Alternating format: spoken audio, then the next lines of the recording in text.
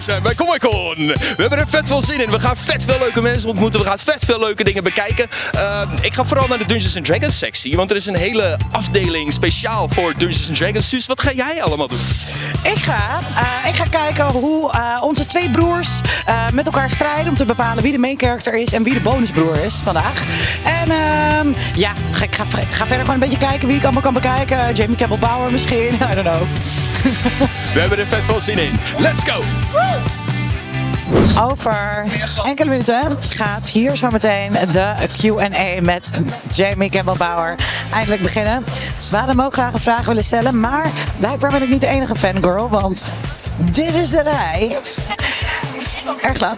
We hebben geprobeerd een interview met hem te krijgen, maar dat ging niet. Maar ik zit toch erg dichtbij en kan alsnog zijn presence voelen en daar ben ik content mee. Dus ga het leuk hebben.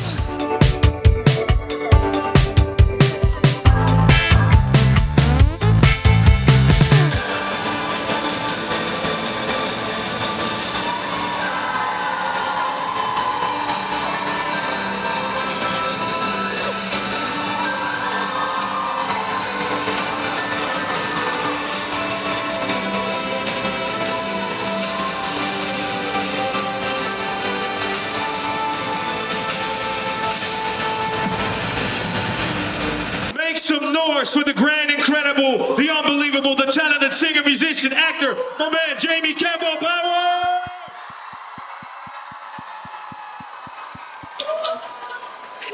Hello everyone. Hi.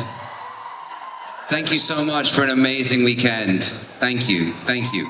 Thank you very much. One thing before we begin. I just want to say one thing before we begin. It's Father's Day today. And I've met so many amazing fathers that have come here with their children. And it is so beautiful to see. So I just want to say thank you to all the dads that have come out with their kids today. It's really cool. Thank you so much. What was it like to do the Anthony Hope character for that film with Bert? That was sick. That was my first ever job. That was my first movie. I just turned 18. They had free snacks, which was sick. We love free snacks, but it was amazing. I mean, the guy's obviously a genius, and just watching him work was such a blessing. Yeah, it was really cool. I was really privileged to be a part of that. It was sick. All right, this is the most random question you'll ever hear, but in character Vecna, what Pokemon would be your partner? Oh my God, you're testing my knowledge of Pokemon. What's the rock? What's the one? Is it like it looks like a boulder? Geodude? Yeah, Geodude. Yeah. Just because he's because he's a rock. Yeah, Geodude. Yeah. Thank you so much, man. Thanks. I don't know. That's a really hard question to answer because I did like a VR game of Vecna, which was cool. I don't know. Maybe something that's just like super calm. Like a really calm video. Maybe like a farming video game. Oh, like Stardew Valley. Right? Yeah, that would be sick. Like Farming Simulator 2026. That would be sick. I dig that. Thank you. I really like singing and acting, but my question for you was if you have any tips or tricks on how to get there. To make it a career? Yeah. Wow. I think the best piece of advice that I can give you is do it with love and for love always, and the universe will respond. Like, I did my local youth theatre when I was about 9 or 10 and just continued doing that for a really long time. And then I did National Youth Theatre and National Youth Music Theatre. And that was really a place where I got to like understand how much I loved what it was that I was doing in the community of it. And then I got really lucky. I mean, I got really, really lucky. I was going to go to drama school. So I'd say the more normal route is go to drama school, you do 3 years of drama school, and at the end of drama school, you do a big show, and agents come and they see you. Then you get picked up, and then you start auditioning for things. So, but realistically, I think just carry on doing it and do it with love and perseverance, and it will pay off. I would loathe to do it a cappella, but one thing I will say is I get asked this a lot, is like, I'll go back on the road soon enough and you'll hear it live in a proper setting. What I'll tend to do is just find music that I think fits the world, and then be listening to that as I'm writing things down, scribbling notes down, building the character. And then occasionally I will also find music that stirs up like a specific emotion in me. Rage, obviously, for Vecna, so I'll find music that's rageful. Mr. What's-It, something that's slightly more, not hopeful, but maybe eerie.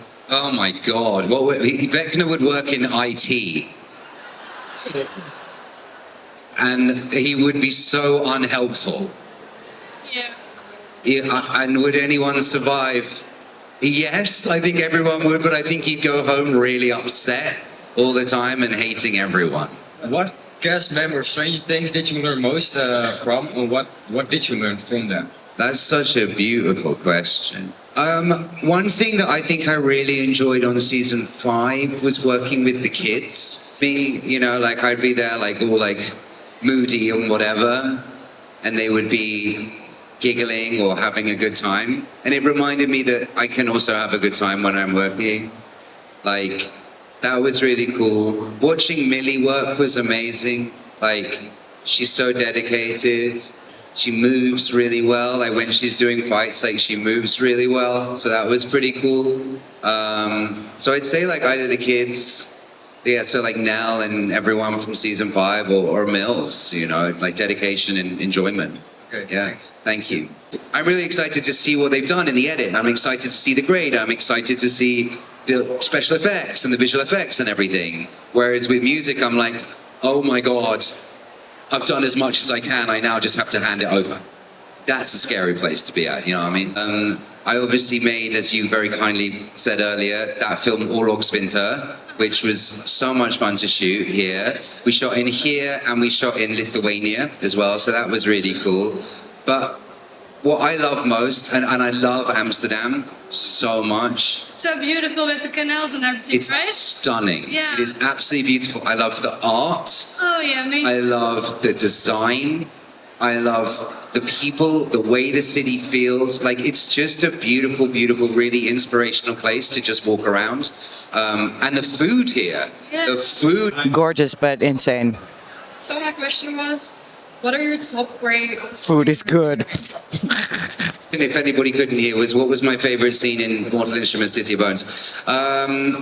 Yeah, I got to do loads of cool stunt scenes. I mean, like I, you know, skated and snowboarded as a kid and trampolined a lot, so I got to like front flip onto a table. That was pretty cool. My own story, or a story that comes from me at some point, you know, that's not written by somebody else, that's written by me, and there are certain themes and topics that I want to and am exploring and in the process of exploring. I'm going to keep those things quite close to my chest for now. But I think that like what tends to happen is that when you receive a script, you have to build that character, you know? So you just dig into them and you figure them out, and it's about what they need, what they want. But there are definitely things within myself that I want to explore outside of whatever somebody else has written. The cave scene in episode 8 of season 5 or episode 7, season 4. Yeah. Both of those were very powerful, emotional scenes and intense things to do. Make some noise once again for Jamie Campbell Bower. It's been great, my fellow musician brother.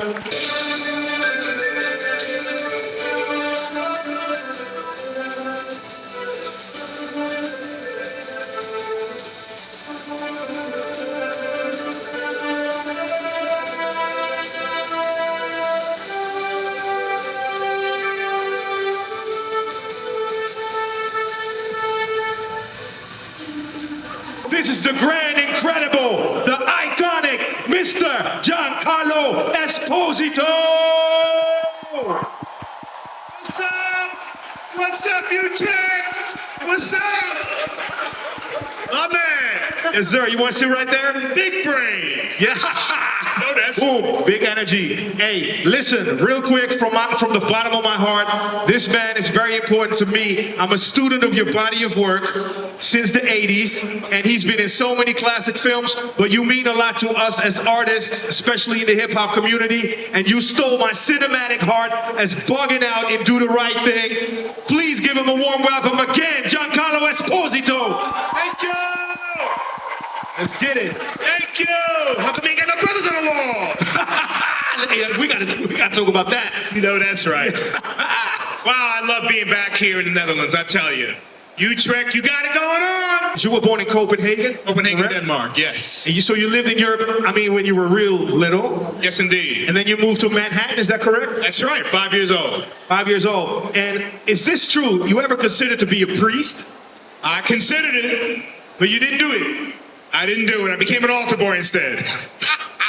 But you are preaching in your work, though. I'm always preaching in my work. You know, I go around the world and I love to visit different cultures, different religions, go into the mosques, go into churches, from Greek Orthodox to Catholic. I just came from Morocco, where I spent some time in the great mosque there, Abu Dhabi, Riyadh. So I gain, a lot of insight and inspiration from different devotional, spiritual places. They mean a lot to me. Your work is so layered. It's rich in spirit, very intellectual. You also executive produced a series like Parish. And then you did, I don't know if anybody remembers Blue in the Face, a 90s film, classic film. You had a scene with Michael J. Fox. Yes. Your body work is so rich before you did the Breaking Bad stuff. So that must come from some kind of dedication. You're such a craftsman. I believe that, we're put on this earth to do a certain thing.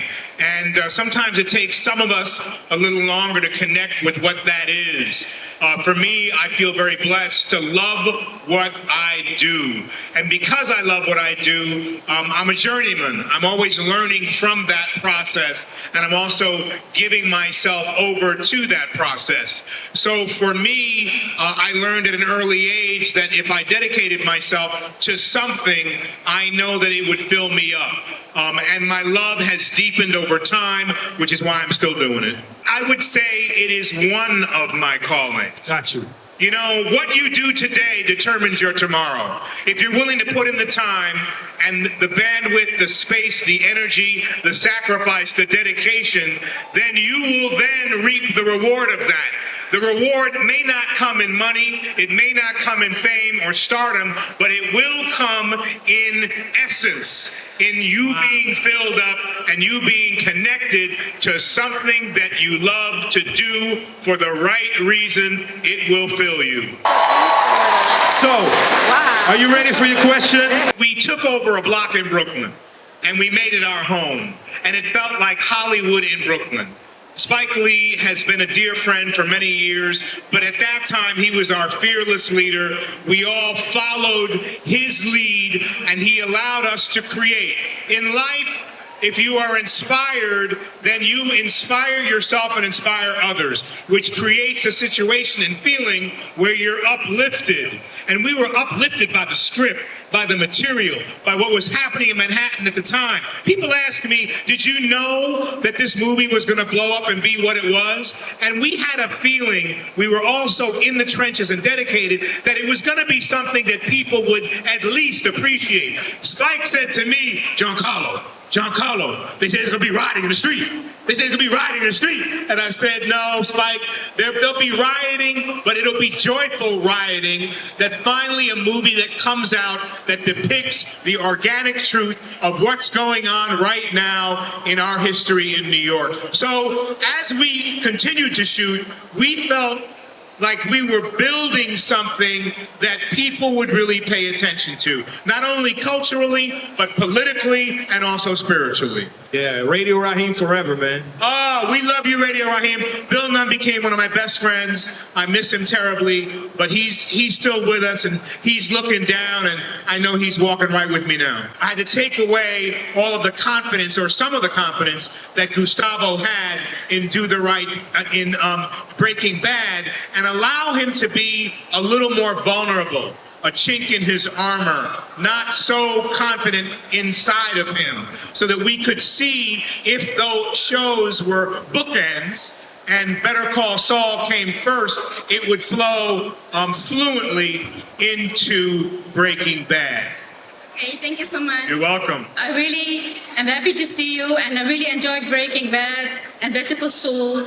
How was it to play in these serials and your interaction with your colleagues?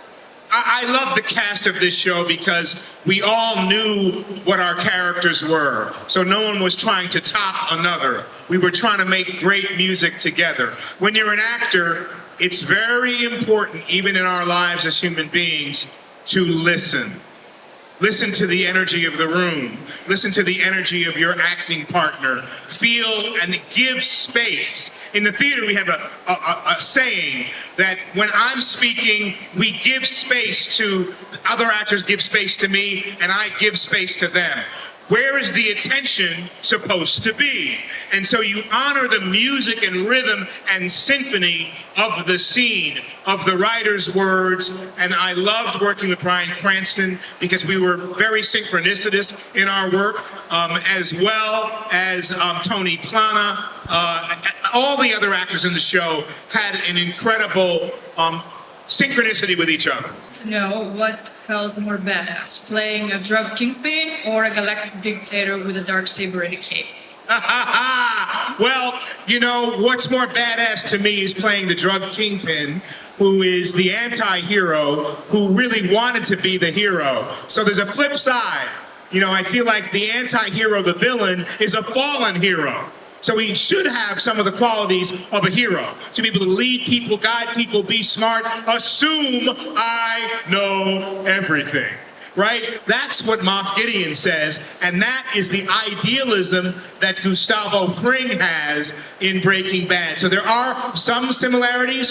One is a world that's more mythological. It comes from a learning mythology that is supposed to teach us.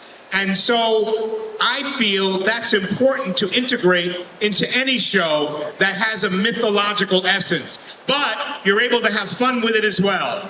And so Star Wars was that, whereas Breaking Bad was a mirror for what's really going on in some certain parts of our country in terms of drugs and their sale and one man's idea that this is completely a business. George Lucas was very much in touch with mythologists who guided the writing of Star Wars, and that trickled down to Mandalorian. It has to be 401 box cutter, and I have to commend you for your courage to come and stand up for yourself and for your family and your mom. Yeah, baby. You're very articulate. You're very intelligent, and you ask a great question. It was box cutter. Why? Actors love to act, we love to talk, and we speak. Sometimes the space in between the words becomes as or more important than the words themselves. So in Box Cutter, for those of you who haven't seen it, sorry to spoil it, or no spoilers intended, there are no words for 10 minutes. And I get a chance to use my physical skills to actually show you what I'm thinking and for you to have to figure out what I'm doing. It's very, very powerful to exist on camera or on stage, acting without any words. It's like doing something with your hands tied behind your back. Past is behind you. You spend time in the past, it prevents you from moving to the future, right? It prevents you from being present. Be here now, right? That takes presence. That takes focusing on today, not yesterday, not tomorrow, but today. If you do what you dream of that you want to do for tomorrow, and you spend time today in meditation, in prayer, in awakening, in welcoming it, it will come to you. You have no choice but to walk through the door because you already have seen it. It is it's my life. And I'm telling you, I want to share this with you. It's not rocket science. Dream it, think it, be it, live it. Welcome it to yourself and you will have it. Yeah, boy, Mr. Giancarlo Esposito in the building. What an experience! Want deze Q&A is wild. A dragon! Thank you. You're very welcome. welcome, baby. Listen, we got to wrap it up already. Shout out to Adil and Bilal. You just did 7 Dogs with them, the Moroccan Belgian brothers from Brussels. Oh my gosh, 3 days ago I'm with Adil and Bilal. New movie called 7 Dogs. Go check that out. It'll be released here in Europe very, very soon. China. I was just with them in Morocco. Contemporary filmmakers who don't miss a thing. They're really tuned in to what's going on socially in Belgium. They're from Belgium. Brussels, yep. You know, and they make incredible movies. I love them dearly, and I will work with them again soon. Shout out, brothers. Thank you so much for coming out. Thank you for being so loving and welcoming. And thank you more than anything for being in wonder, enchantment, and joy in your lives. Yeah, man.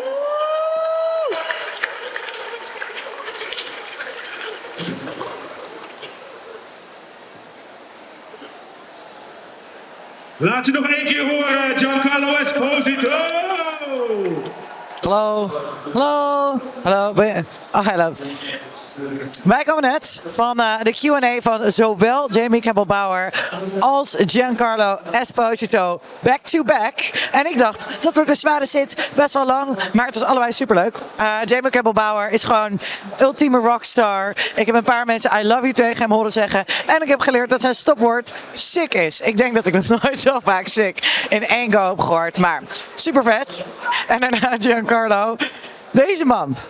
Die wilde dus, in het begin werd gezegd door Brainpower dat hij wellicht priester had willen worden.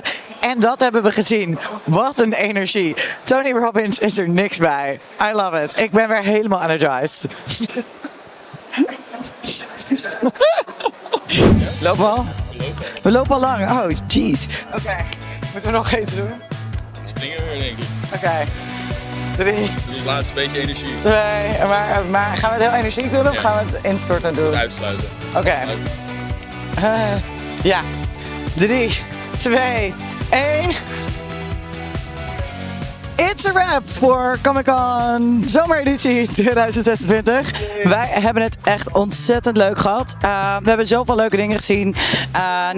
Zoals net al genoemd, Giancarlo Esposito was echt een fantastische afsluiter. Wat een real-life priest. Ik voel me helemaal geïnspireerd. Ken, wat was jouw favoriete deel van dit weekend? Mijn favoriete deel? Ik vond Giancarlo echt heel erg sterk. Hij stond op het podium, hij was aan het preachen, hij had het over de law of attraction. En als je een doel hebt gevonden in je leven en je gaat er gewoon echt voor dat het dan wel goed komt. Dat je dan die fulfillment gaat bereiken.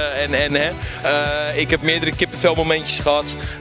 Verder vond ik het ook heel erg leuk om geen woorden maar draken te spreken. Dobbelgangers hebben we gesproken, we hebben Glassstaff gesproken. Ik heb echt een heel leuk weekend gehad. En jij, Suus? Ik heb het ook heel erg leuk gehad, ook met Geen Woorden maar Dracon. Amelia Tyler was super leuk. De Q&A van net was leuk. Ik ben heel blij met de cadeaus van Herman en Joost. Deze ring is niet meer van mijn vinger afgegaan het weekend. Dus al met al super leuk gehad. Ja, en wellicht tot de wintereditie, want die komt er ook aan. En wellicht dat we dan weer terug mogen komen. We hopen het wel. Woe! Nou, bye! Ik ben echt helemaal klaar mee, ben ik. Oké, nu mag ik instorten.